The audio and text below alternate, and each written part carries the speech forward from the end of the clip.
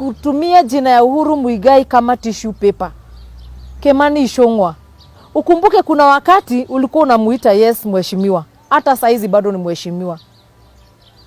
Na ujue ana upako wake, tafadhali.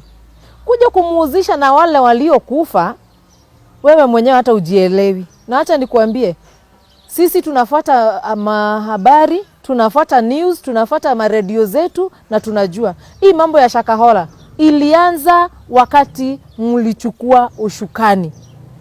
Hapo hakuna place Kinoti alikuwa, Uhuru hakuwa hapo, tafadhali. Kimani Ichung'wah.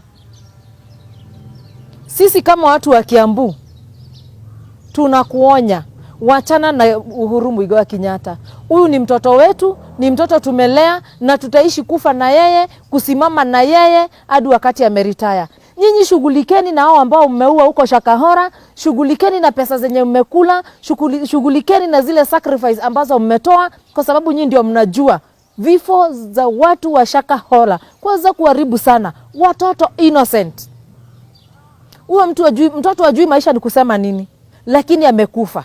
Wale ambao wamefiwa na hao watu, wakati mnataja mambo ya Shakahola na sio haki mnawatafutia, wanafikiria aje ama wanahisi aje katika ndani ya mioyo yao?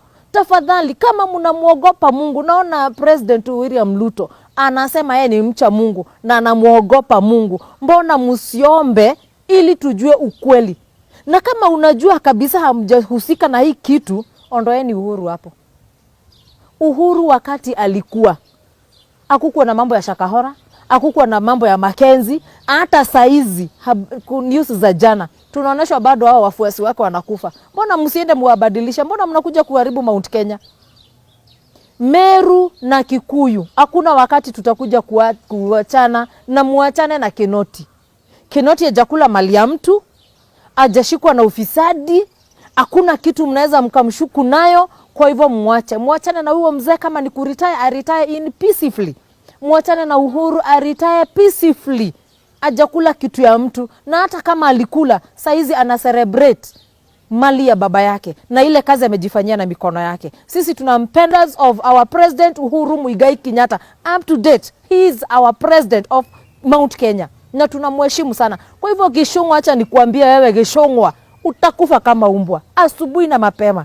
I'm telling you, muthamaki ndorotagwo, kiu nikio ngukwira. Kimani wa Ichung'wah, we muthuri, we mugikuyu, uhingitie magongona mothe, na muthamaki ndorotagwo na ndarumagwo, na nyumba na rika stiumanagwo.